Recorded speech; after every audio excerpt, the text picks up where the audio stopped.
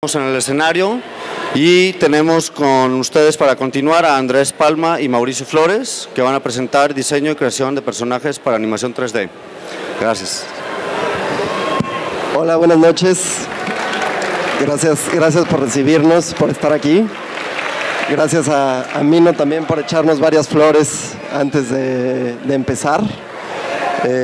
Yo soy Andrés. Yo soy Mauricio, obviamente. Mau y yo llevamos trabajando ya como unos 6 años juntos, haciendo personajes 3D. Empezamos en un proyecto que se llama Ana y Bruno, no sé si les suena a alguno de ustedes, una película de Carlos Carrera. Poco tiempo después de eso yo monté mi propio estudio, en el cual Mau muy generosamente vino a colaborar conmigo. Y ahí hicimos otro proyecto que se llama Garra de Jaguar. Parece también hicimos varios personajes, hemos hecho algunos personajes para publicidad y otros personajes para un proyecto de videoarte mío que se llama Umbral. Entonces lo que queremos hoy un poquito es platicar de todo el proceso de creación de estos personajes, no solo a nivel técnico sino a nivel conceptualización, cómo nos aproximamos a la planeación, a la ejecución, al diseño de un personaje. Estos de aquí son los primeros personajes, bueno, son un sampler de personajes que hicimos. Ella es Ana, de Ana y Bruno.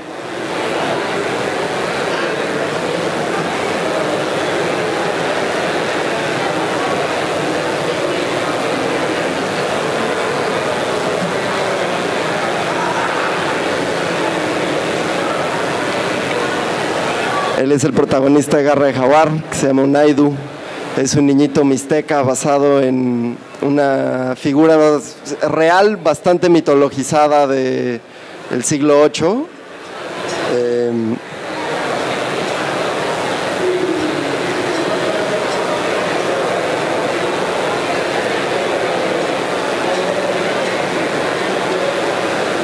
Estos son algunos personajes más de publicidad que hicimos también. Un pez que hace karate para un comercial de gobierno pidiéndole a la gente que comiera más pescado.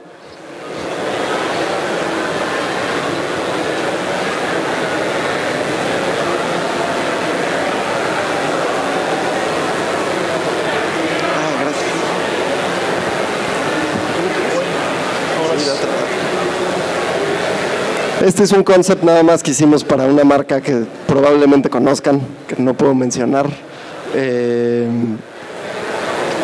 No se acabó usando en ningún comercial, pero estuvo bastante divertido de hacer.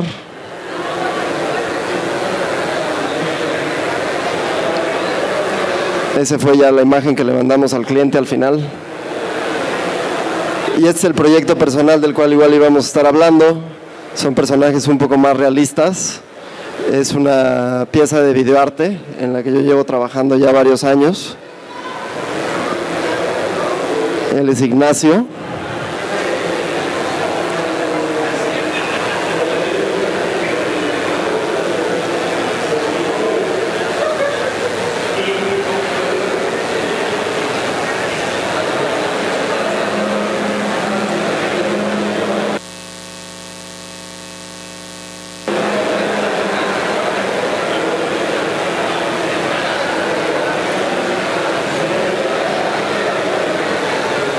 Ella es su coprotagonista de la pieza.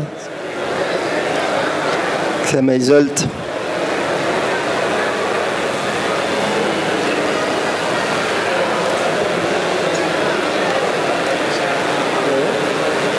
quedó bonito eso. La verdad es que se ve mejor en fijo que en giro.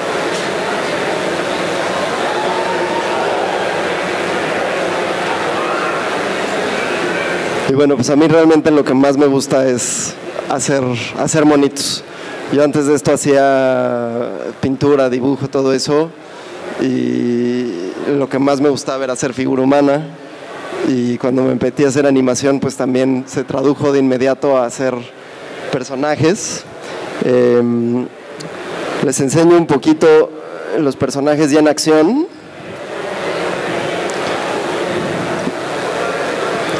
Ella es Ana, que es la primera que vimos, que traía el vestidito. Este es un idol.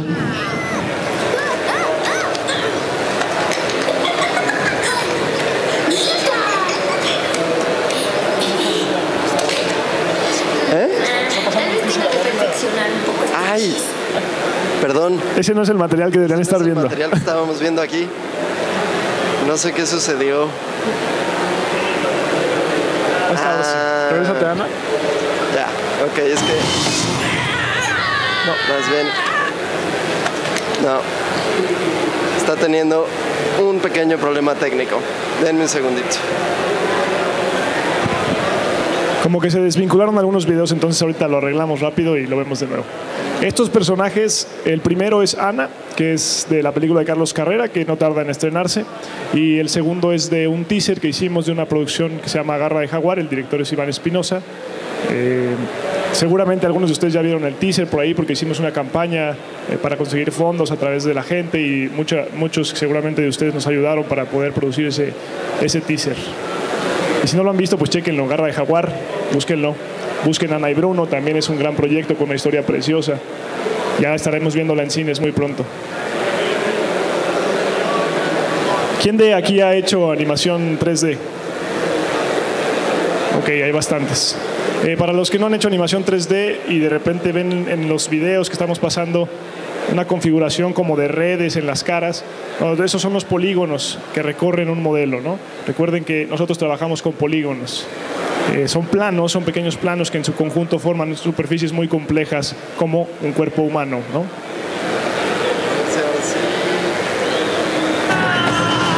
Esto es parte del teaser de Garra de Jaguar. Ya, perdón, estábamos teniendo unos problemitas.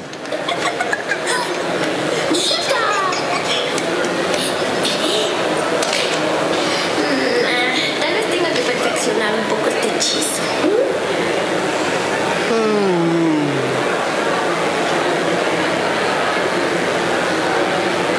Este es el pez que hace karate. Y este todavía no está rendereado, pero es los personajes que salieron al final.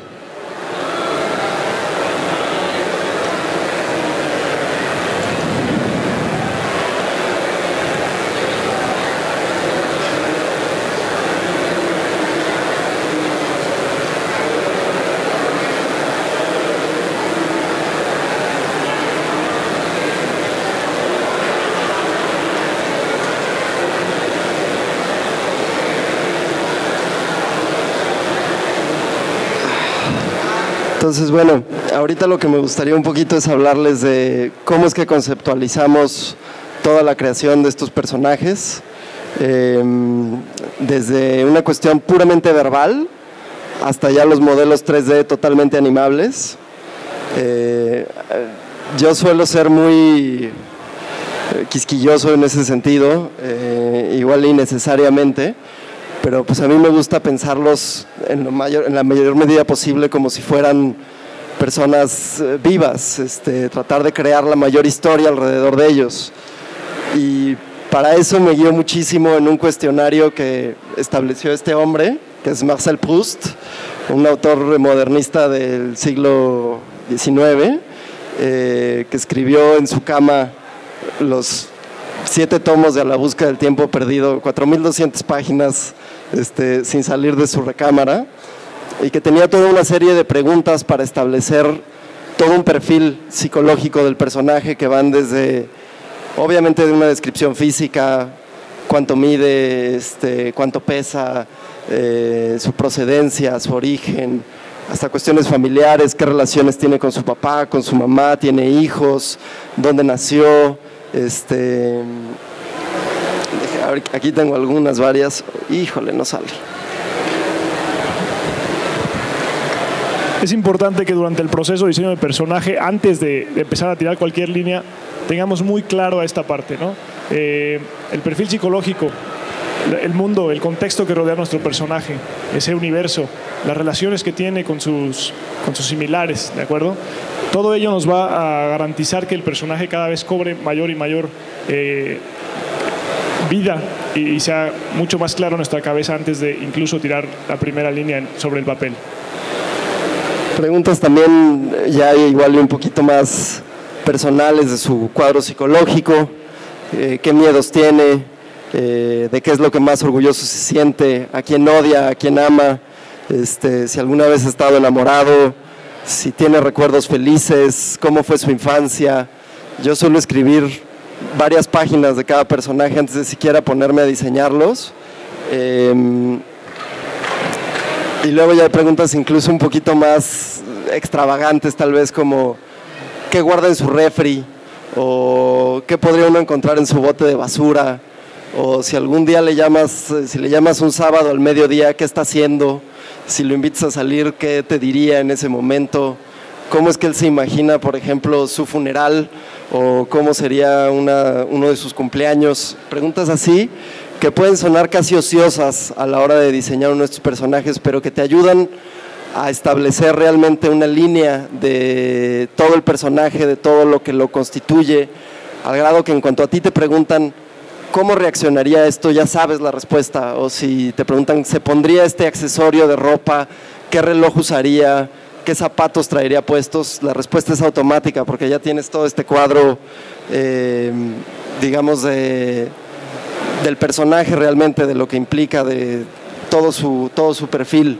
Sí, y sucede algo maravilloso cuando respondes todo este tipo de preguntas, que como bien dice Andrés, podría parecer ocioso resolver todo esto antes de empezar a dibujar, pero sucede algo muy importante, que es que empiezas a crear al personaje en vida, ¿sabes? Empiezas a verlo como un ser vivo y empiezas a pensar en él y empiezas a saber cómo reaccionaría ante tal situación. Entonces se empieza a volver como una especie de fantasma que está contigo, y es así como los verdaderos personajes tienen que cobrar esa vida, ¿no? Ahorita les voy a enseñar también unas guías que no son mías, son de un artista que se llama Aaron Díaz. Él es un dibujante de cómic, que hace un cómic que se llama Dresden Kodak, que a mí me gusta mucho, y que tiene realmente también toda una teoría de cómo conceptualizar lo que es un buen diseño. La mitad de sus consejos no los sigo, pero se me hacen buenísimos de todos modos. Tiene un estilo muy fresco, muy joven, se ha puesto muchas veces como a rediseñar personajes de Marvel o de DC, con propuestas que a mí me parecen muy interesantes. Y bueno, lo primero que él recomienda obviamente es, después de todo este ejercicio de digamos, construcción del perfil psicológico del personaje, pues es, primero que nada, la caricaturización. Eso es algo que yo hago muy poco. La verdad es que mi estilo suele ser un poco más realista, pero el tener variación en los personajes, el que tengan distintas siluetas, distintos tamaños, proporciones muy exageradas, todo eso suele ayudar muchísimo a darle una personalidad específica a un personaje, ¿no? A que un mismo personaje tenga lecturas muy distintas dependiendo de lo que estemos viendo en su representación, ¿no? Cuerpos de de tamaños y proporciones completamente diferentes, y después la abstracción de estos cuerpos a sus geometrías más básicas. Estas geometrías, generalmente estas figuras geométricas, nos van a indicar rasgos de personalidad. Algunos rasgos más duros pueden tener una lectura distinta para el personaje que rasgos más suaves.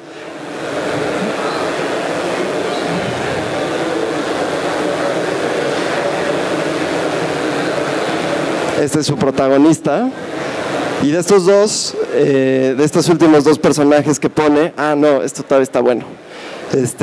Aquí uno de sus consejos más importantes, con el cual yo concuerdo completamente, es que los personajes tienen que tener en sí mismo, desde el cuerpo y de su cara, muchísima personalidad.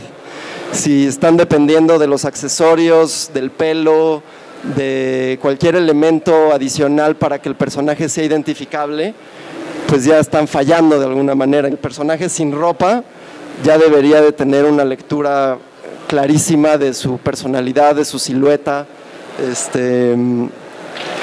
y esto solo se los da la variedad, que hayan formas distintas, caricaturizadas y exageradas, es justo lo que va a ayudar a que puedan transmitir efectivamente un sentimiento.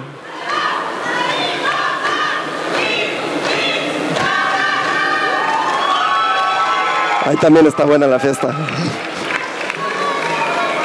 Entonces, bueno, por ejemplo, estos dos que son personajes muy contrapuestos, pues él tiene dos diseños, uno pensado para un personaje que es más taciturno, más retraído, mucho menos sociable, y otro en cambio que es una chica mucho más fashionista, con mucho más importancia en su vestir y en su deambular. Y él lo va expresando realmente desde los diseños, la postura, los colores.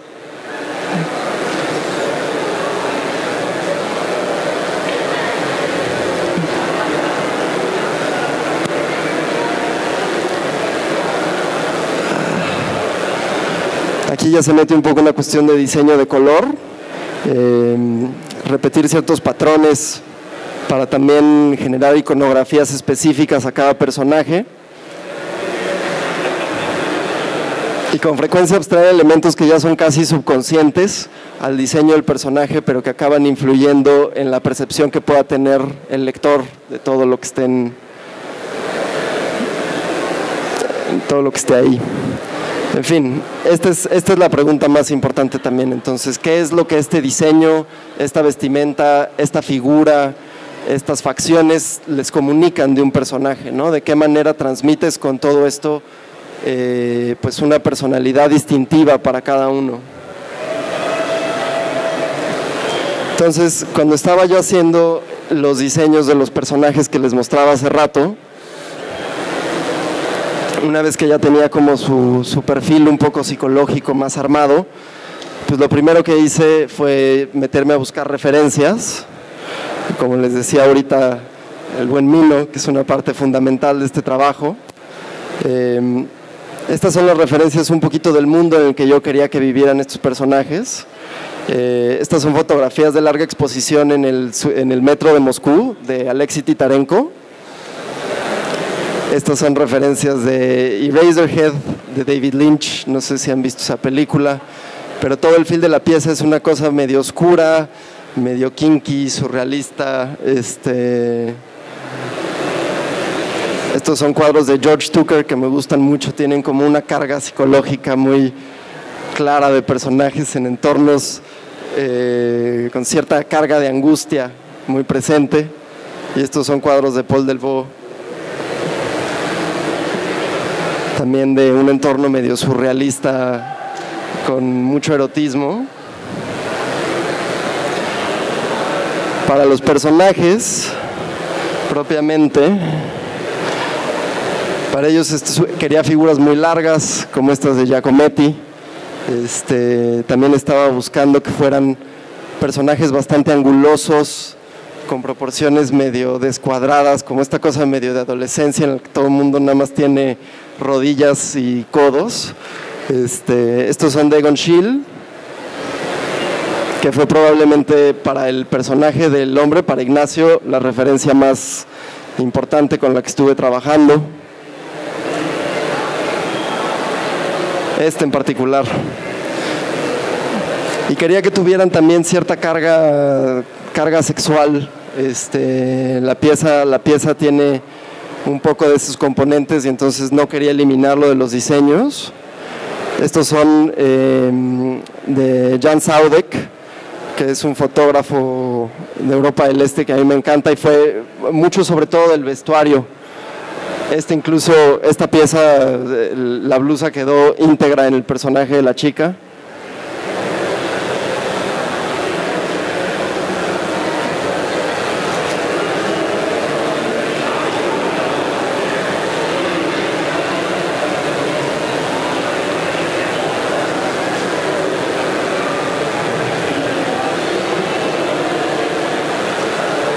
Y por último, yo estaba buscando un acabado que fuera distinto al 3D tradicional. Quería una cosa que fuera un poquito más gráfica, más como grabados o dibujos a tinta. Entonces estas fueron las referencias que estuve buscando para el look final que quería encontrar. Todavía no lo tengo amarrado, tengo una prueba que les mostraré al final. Entonces quería una cosa mucho más como carboncillo o punta seca. Estos son de Jenny Saville, los anteriores eran de Nico Delort. Estos son unos dibujos de Armando Morales que a mí me encantan. Un poco del look que quería yo desarrollar para los personajes.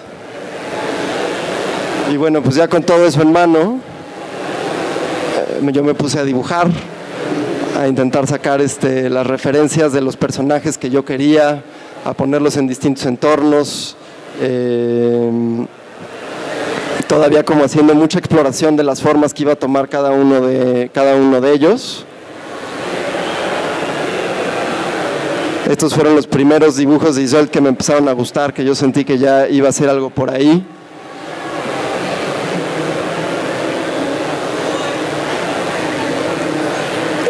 Sobre todo.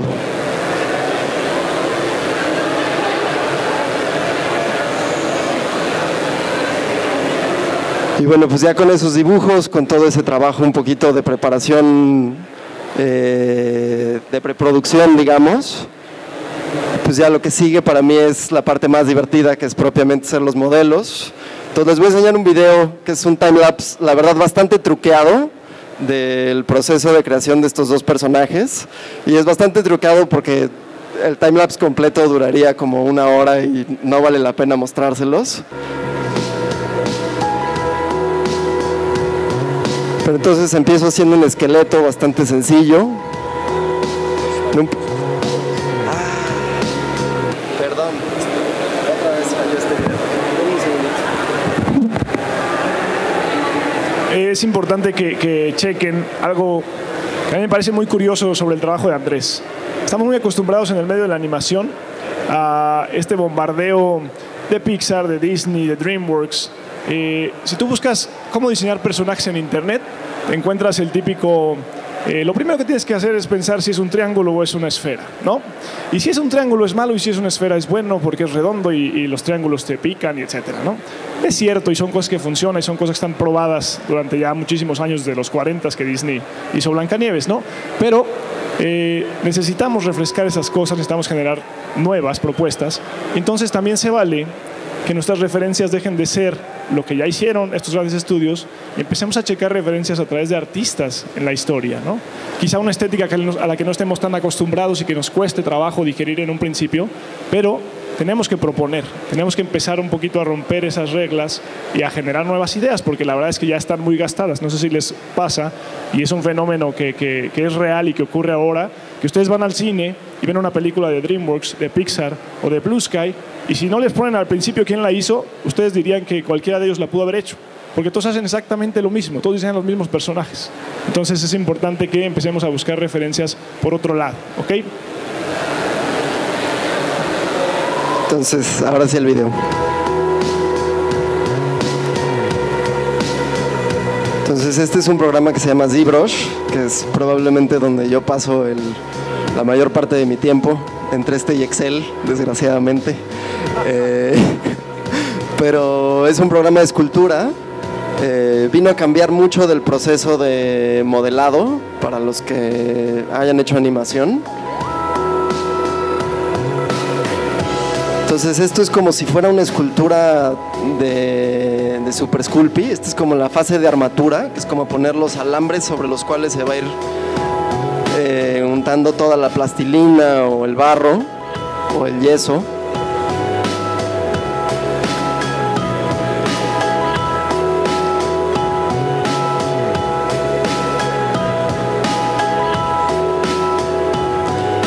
Y se va esencialmente refinando la forma. Lo que es una colección de polígonos, digamos. Cada uno de estos polígonos, cada de estos cuadritos.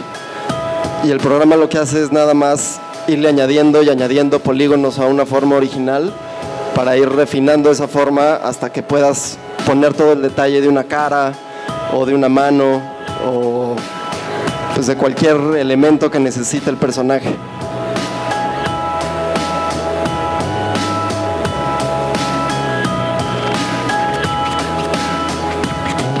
Y esto es por mucho a mí lo que más me gusta hacer. Este es el premio del proceso. Estas partes es porque era una ilustración en ese momento y entonces me habían encargado que también trajera unas nubes por ahí. Este es un avestruz.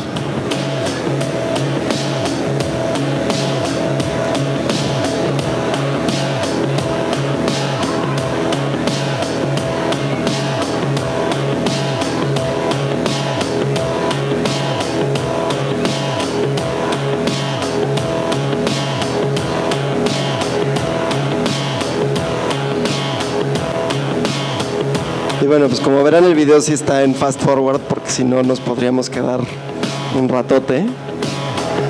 Ahorita les enseño uno más, digamos, con menos truco, de otro personaje que se llama Roque, que es el que hicimos Mau y yo para Ana y Bruno. Bueno, digo Mau y yo, pero la verdad es que éramos un equipo gigantesco.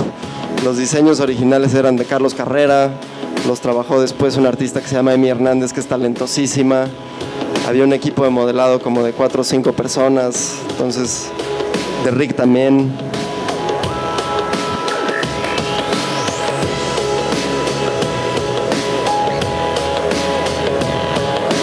El programa también permite ciertas capacidades para posar los modelos, no propiamente para animarlos, pero por lo menos para darse una idea de cómo se podrían ver ya en una pose dada.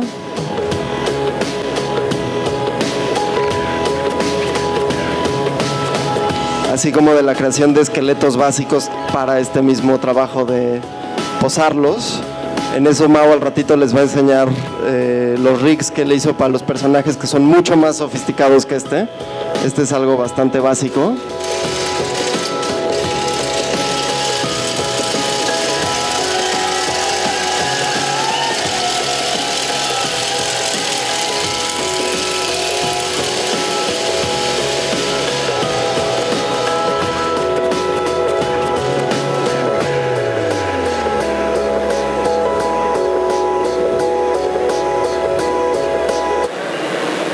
Entonces, este por ejemplo es en un estilo muy distinto, un personaje similar, bueno, más bien un personaje mucho más caricaturesco. Este se hizo para la peli de Carlos Carrera, de Ana y Bruno, y este sí es un video con menos truco, de toda la creación de la cara de este personaje. Le voy a ir adelantando tantito nada más porque si no se nos va a acabar el tiempo. Pero lo que tiene es también esta posibilidad de ir añadiendo todos unos rasgos carnosos, arrugas, verrugas, párpados caídos, piel que se está ya... O sea, es un nivel de detalle muy distinto al que se podía conseguir antes y muy divertido de hacer también.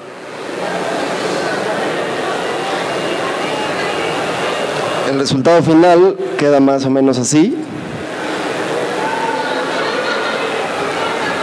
Y el problema de estos modelos es que son modelos súper densos, con una enorme cantidad de polígonos, que después se tienen que reconstruir.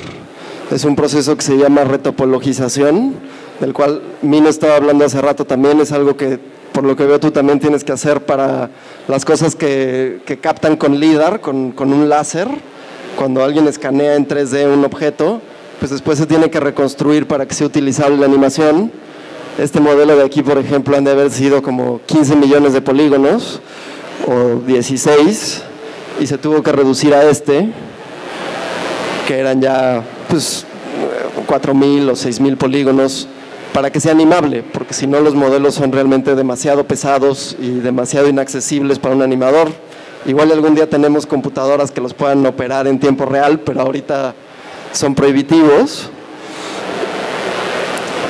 Y bueno, pues los personajes que estábamos viendo ahorita, más o menos ya es el modelo, son los modelos finales.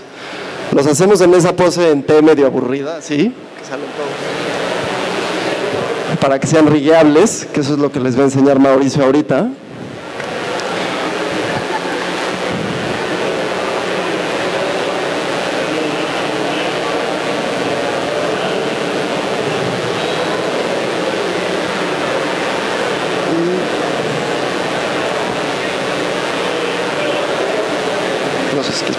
Bueno, una vez que tenemos los modelos, pues hay que animarlos, ¿no? ¿Cuál agarro el niño? ¿Al del doctor? Sí. Y entonces, había una parte que se llama rigging, ¿de acuerdo?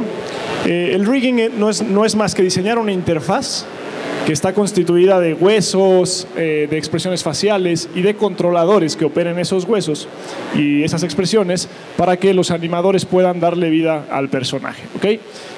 Por ejemplo, aquí tenemos a un personaje de la película de Ana Les mostramos este primero porque es un estilo muy distinto a los personajes que desarrolló Andrés después.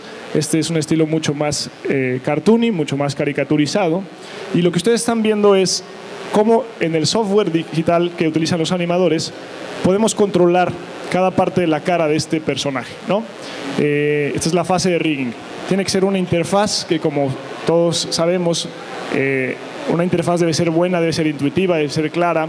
Recuerden que los animadores van a estar trabajando con esto alrededor de 3, 4 años que dura una producción. Entonces quieres tener una interfaz muy amigable para que todos los días se sienten a animar al personaje, ¿okay? Hay que generar muchísimos controles, prácticamente es recorrer la cara e incluso generar posibilidades que el rostro humano, nosotros como seres mortales que somos, no podemos realizar, ¿no? ¿Por qué? Porque la animación es exageración, ¿de acuerdo? Entonces, mucha gente diría, es que yo no puedo abrir la boca tan amplia o no puedo llevar las cejas tan arriba, entonces eso no funciona. No, tenemos que entender que para la animación tenemos que exagerar para tener una mejor lectura, para hacer que los personajes sean más agradables, más atractivos y generemos mejor entretenimiento al final, ¿no? Entonces, no deja de ser importante la parte de la referencia, ¿ok? Para generar todas estas expresiones yo grababa videos de mi rostro haciendo esas expresiones y veía qué es lo que se movía cada vez que yo abría la boca, cada vez que yo cerraba los ojos, cada vez que sacaba la lengua, cómo se comportaba mi lengua, etc. Entonces, a través de esa observación, tienes que generar este tipo de controles, este tipo de interfaces. ¿Perdón? ¿Pasarte aquí? Para que los animadores puedan tener acceso a esta plasticidad del personaje y el personaje pues cobre vida ya en la pantalla. El proceso de rig que ustedes están viendo es el único proceso de 3D que no se ve. Cuando ustedes van a ver la película, ustedes no ven esto, no ven los controles que hay detrás, no ven todo el esfuerzo que hay detrás. Tengo un amigo por ahí muy chistoso, un gran rigger, que dice que los riggers somos guapos en la oscuridad, ¿no? Hacemos cosas maravillosas como esto, pero nadie nos ve. Pero lo más recompensante para un rigger es cuando ves que un animador con esto hace maravillas. Cuando ves que un animador con esto hace que la gente llore, que la gente ría, que la gente le dé miedo, etcétera. ¿Ok? Que Mau es muy modesto, pero en mi opinión es de los mejores riggers de México, si no el mejor. Y ya no va a riguear, ya se retiró de ese giro laboral y es una pérdida para todos en la industria.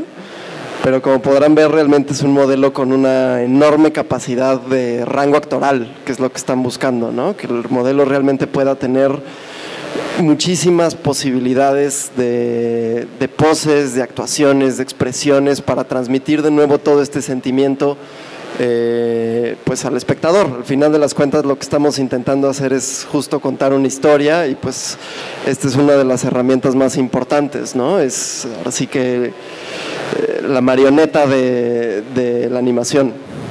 Sí, el trabajo de diseño de personajes, como todos sabemos, pues es complejo, pero se vuelve aún más complejo cuando tienes que hacerlo funcionar para un entorno tridimensional, porque entran una serie de reglas que ya en el dibujo no existen, y son reglas que tienen que ver con cómo están acomodados los polígonos en la cara de un personaje, cuántos polígonos tiene el personaje, porque cuando se muevan todos esos polígonos va a ser memoria que la computadora esté usando en ese momento en tiempo real, etcétera. Entonces tenemos que ser mitad artistas, mitad técnicos, ¿okay? Y luego vamos a pasar a ver a Ignacio, que es este personaje que desarrolló Andrés, y vamos a ver un comportamiento muy distinto. Esto es algo mucho más realista, donde poníamos atención no nada más a el rango, hasta dónde llegaban mis cejas, sino hasta dónde las podía exagerar, pero además cómo se comportan los pliegues de arriba de las cejas cuando yo las levanto, si se abultan, si se estiran, cómo se comportan las patas de gallo cuando sonrío, cómo se dilatan las pupilas, detalles que en una animación de este nivel pues tienen que estar ahí, ¿de acuerdo? Tenemos que estar al nivel de los modelos que generó Andrés, que si ustedes se fijan son modelos de una manufactura impresionante, pues el rig también tiene que cumplir con esos estándares tan altos, ¿no? Entonces básicamente estamos viendo aquí la interfaz de control, que es lo que veíamos con el doctor, con el personaje de la película de Ana. Pero si se fijan, en este hay mucho más trabajo, ¿no? Es un trabajo mucho más detallado. Vamos a tener muchos acercamientos a la cara de estos personajes, por lo tanto tenemos que ver que esos pliegues de verdad se muevan, ¿no? Y incluso parece ocioso, ¿no? Porque hacer animación, pues en principio es ocioso. Y este nivel de detalle parece también ocioso, pero lo más padre es que cuando ustedes lo ven en la pantalla, ni siquiera se dan cuenta de eso, ¿no? Pero si no estuviera ahí, sí les parecería raro ver por qué si tiene arrugas y sonríe no se hacen más arrugas, etcétera, ¿no? Sí, o sea, la verdad es que es un proceso muy artesanal hacer animación 3D. Sonará que es tecnología de punta, pero es una cosa totalmente artesanal de atención al detalle. Mauricio en este modelo, en hacer el rig de este modelo, ha de haber pasado, ¿qué? ¿2 meses? ¿3 meses? Sí, pasamos alrededor de 4 meses haciendo el rig de este personaje. Es un tiempo excesivo, pero pasamos ese tiempo porque estábamos diseñando este rig, tiene soluciones propias y además estábamos acoplándolo para que se pudiera llevar con motion capture, que seguramente muchos de ustedes saben lo que es, ¿no? Es captura de movimiento. Un actor se pone un traje con sensores, capturamos el movimiento y lo podemos pasar a este rig, que además el animador después puede venir a intervenir y mejorar todavía la animación, porque todos sabemos que el motion capture directo se nota, ¿okay? Se nota, los personajes flotan, no se mueven de todo bien, entonces tiene que venir una fase de polish. Entonces diseñamos estos rigs que además de permitir capturar movimiento, todavía tienen un layer encima, una capa encima de control para que los animadores lo lleven al siguiente nivel. Y básicamente exploramos todas las emociones que el personaje puede generar a través de la combinación de cada uno de los movimientos de nuestra cara. Nuestras expresiones son suma de músculos en nuestra cara muy específicos que como resultado dan: tengo miedo, estoy alegre, estoy contento, ¿saben? Entonces es generar la posibilidad de todas esas microexpresiones, sumarlas y lograr pues que Ignacio haga todo esto, ¿no?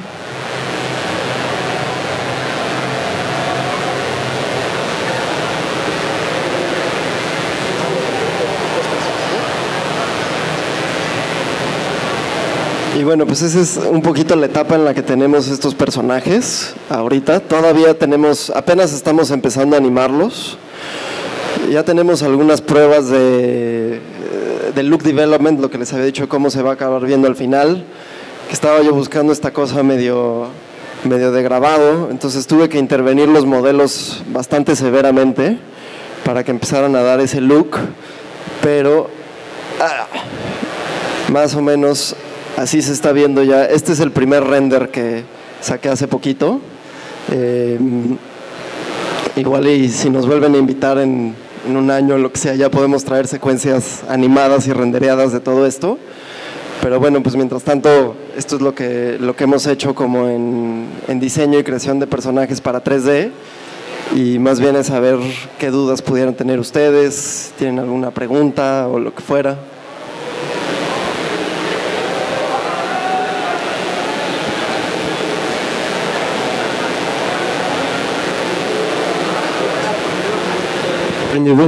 Ok, creo que ya está. Por ejemplo, si tú quieres hacer el personaje de un robot que dices, no come, no hace esto, no sé cómo creas esa unión entre el público y ese robot. ¿Perdón? ¿No se escuchó? Creo que sí.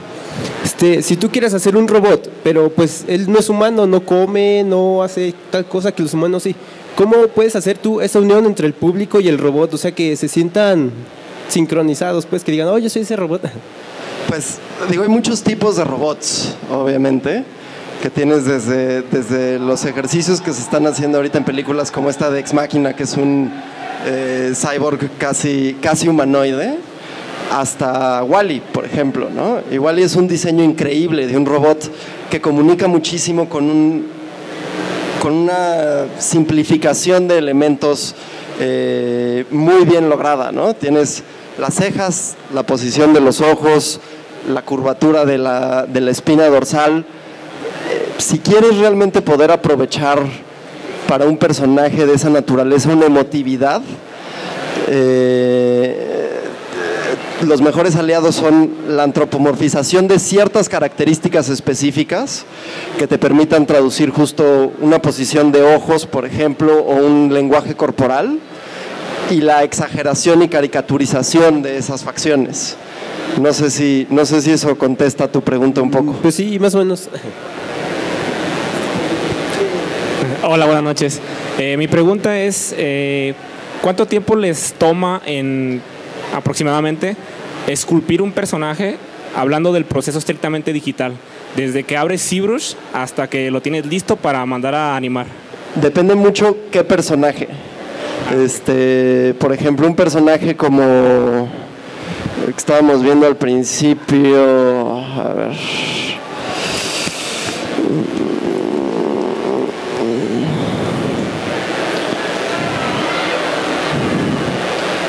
Ana, yo creo que me tardé en esculpirla y retopologizarla, o sea, que estuviera lista para que Mau la empezara a riguear como 4 semanas. Y porque estaba yo muy güey, la verdad, quiero pensar que lo haría un poco más rápido ahorita.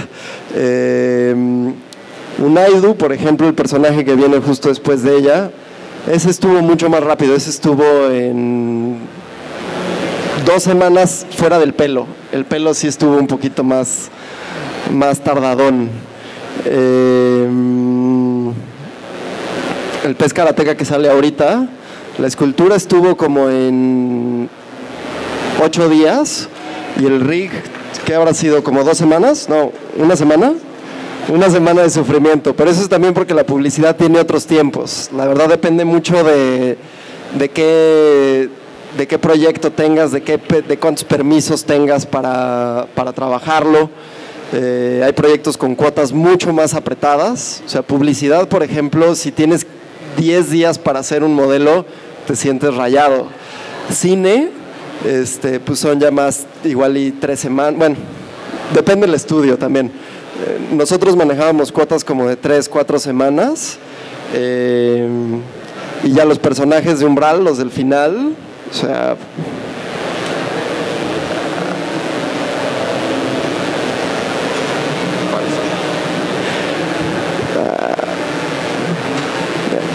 ¿Se trabó? ¿Sí está avanzando? Sí.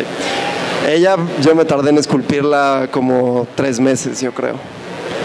Digo, también fue como mucho rehacerla, revisarla, volverla a hacer, pero sí, o sea, varía muchísimo de qué tan permisivo quieras ser tú con tu tiempo. Yo soy bastante lento, la verdad. Conozco gente que modela muchísimo más rápido con los mismos resultados, pero bueno, pues ahora sí que así salí. ¿Alguien más tiene otra preguntita por ahí? ¿Tú? Bueno, mi pregunta es más enfocada al rigging. Yo quisiera saber cuál es tu historia, dónde o cómo lo aprendiste. Es una historia curiosa. Yo estudié diseño industrial en la UNAM. Estudié diseño industrial porque no había dónde estudiar animación, soy sincero, ¿no? Y quería tener una carrera. Estudié diseño industrial y mientras estudiaba diseño industrial estudiaba animación por mi cuenta. Me metí a un curso, a un diplomado, que fue el desperdicio de dinero más grande que he hecho en mi vida, donde yo tenía que presentar un personaje y tenía que hacer un rig del personaje.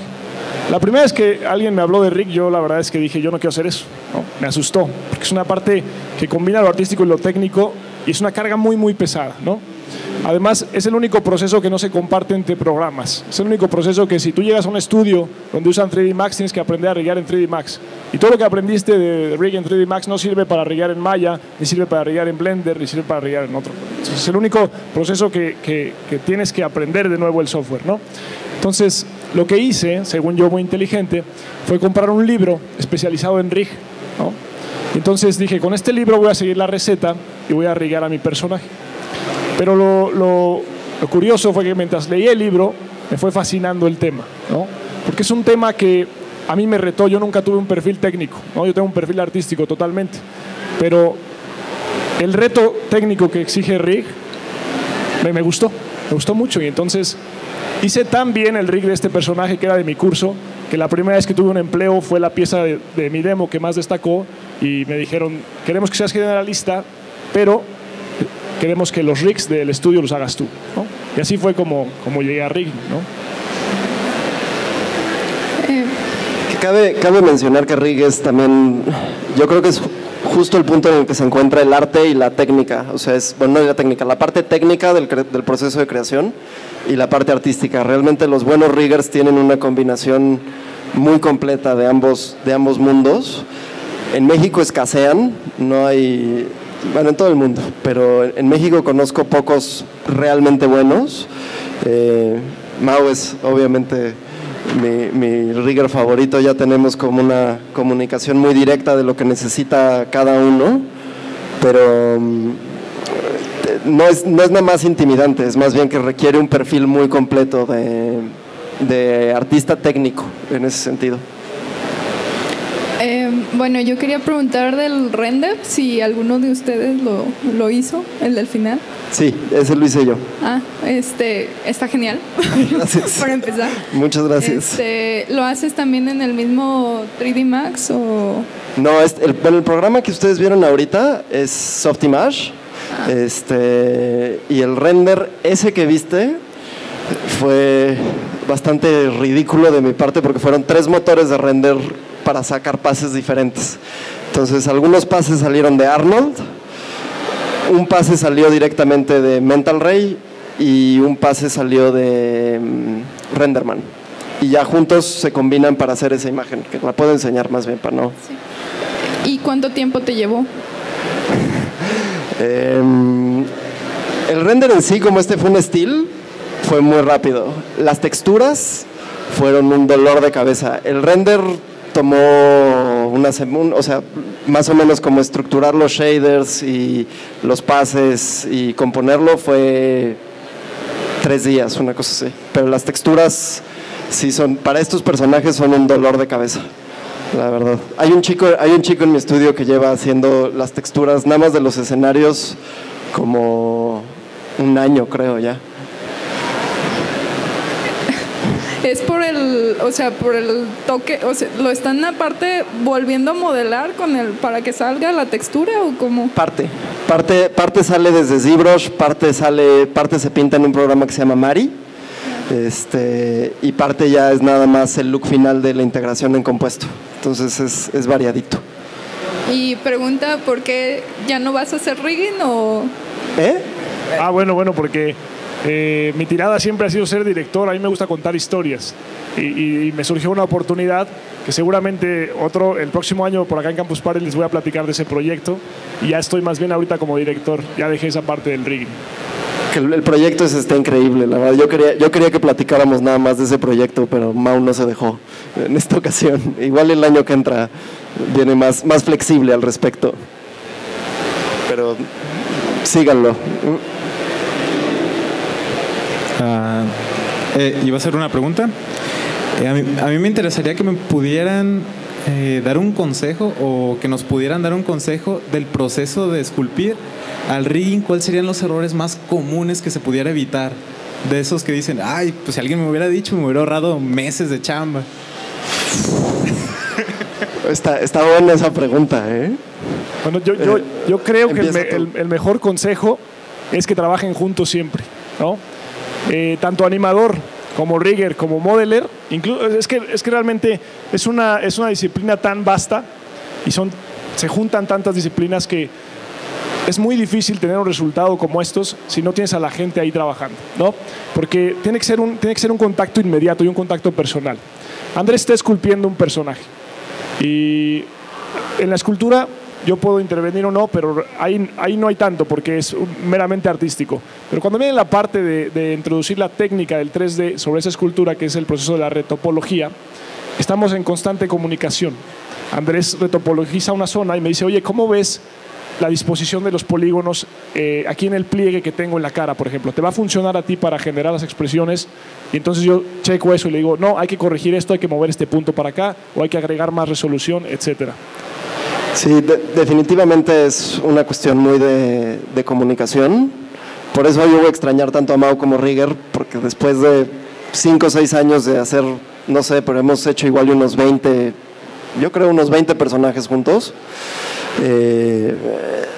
Ya esas preguntas las seguimos haciendo, pero cada día son nada más para palomearlo y decir está bien. Ya es menos frecuente tener que cambiarlo porque yo ya sé lo que él va a ocupar. Ya sé que, por ejemplo, los primeros modelos que le entregaba, todos tenían el codo demasiado abajo, porque si no yo sentía que salía un poquito, que se veía un poco así el personaje, pero él necesitaba que saliera muy bien alineado para poderlo riguear, o que yo tuviera bien alineados los pies con respecto al piso y con respecto a los ejes X y Z. Entonces, cositas así que sí son parte de una comunicación y que luego también interviene el animador, porque obviamente el rig que Mau haga es para que el animador después lo pueda usar. Sí, el animador que no pudo venir en este caso, que es David Camiro, que también es buenísimo. Escucharon David Camiro, güey. Exacto, se merece esos aplausos, David. También es un animador muy exigente con sus rigs, es un animador que suele pedir cambios a cosas muy específicas de funcionalidad de lo que él necesita. Entonces, sí, lo que dice Mau es básico, el tener una comunicación constante entre todos los departamentos es clave. A nivel escultura, si estás preguntando qué son cosas importantes, bueno, pues saber la pose en la que lo vas a tener que poner, esa es muy importante. Generalmente quieres una pose neutra en la cara y en el cuerpo. Es muy común que los modeladores primerizos le intenten poner cierta expresión a la cara, que les parezca que revela más personalidad. O lo ponen muy serio, o lo ponen feliz, y lo que tú quieres es que se vea neutro. Si se ve tantito aburrido está perfecto, o sea, no es, porque lo que quieres es que de esa expresión base puedan salir todas las otras caras que se le van a hacer al modelo, tener una topología limpia, que sea relativamente ligera, que tenga loops bien construidos, que sigan todas las formas de la musculatura y de las facciones. Pues todo eso ayuda, pero sí es demasiado vasta la pregunta como para contestarla en 5 minutos. Ya que se ha tomado un poco el tema de animación, ¿cuánto tiempo un animador se puede tardar haciendo una escena o tantos segundos que se puede realizar? Pues también varía de estudio a estudio. La cuota, por ejemplo, en un estudio gringo, tipo Pixar, son 3 segundos de animación a la semana por animador.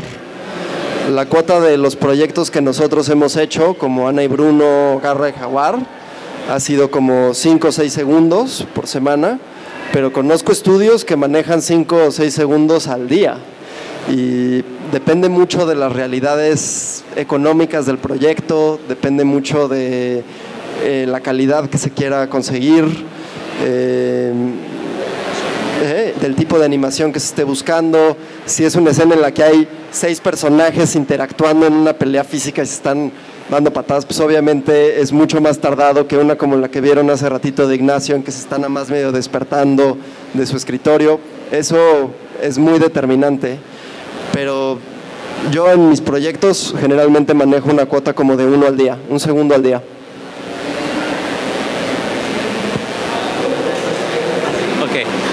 Bueno, tengo una pregunta y una petición. Primero, la pregunta es, en el proceso de la reconstrucción de ZBrush, hacer la retopología, aparte de seguir los patrones de los músculos, ¿cómo qué software o qué recomendaciones daría para hacerlo más óptimo?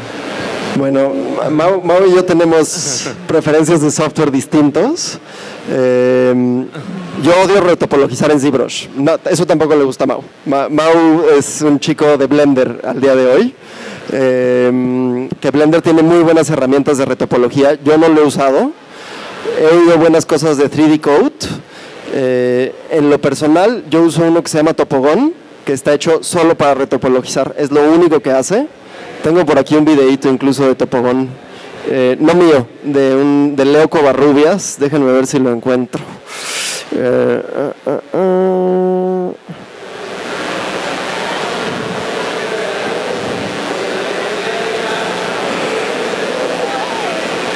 Y este es un programa que solo hace eso y que en mi opinión lo hace muy bien.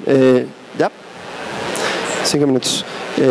Si no, Blender creo que está padre. Modo tiene buenas herramientas de retopología.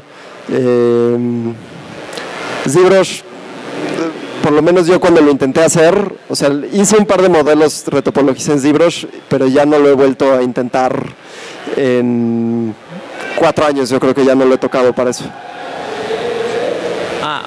Bueno, y la última cosa es, durante la conferencia que dieron, hablaron sobre consejos sobre creación de un personaje y hablaron de un artista que te gustaba y que daba muchos consejos. ¿Este artista dónde puedo encontrar esos consejos? Se llama Aaron Díaz, con 2 A. o sea, Aaron Díaz. Y su cómic, te lo busco ahorita para que lo puedas anotar, se llama Dresden Kodak, como se ve ahí. Y en la página de dresdenkodak.com tiene un blog. Si buscas en Google incluso Dresden Kodak Character Design, vienen sus consejos. A mí me late mucho su rollo. No te diría que lo sigo en todo. Yo, por ejemplo, tengo un estilo por formación y por preferencia más realista de lo que es idóneo para la animación. Pero todos sus consejos se me hacen muy valiosos. Tiene propuestas como de rediseños. O sea, se agarró y rediseñó todo el Justice League de DC. Y todo su proceso de cómo lo rediseñó. Ya, acabamos. Se me hace súper inteligente. Si puedes, échale un ojo. Muchas gracias a todos por venir. Espero les haya gustado.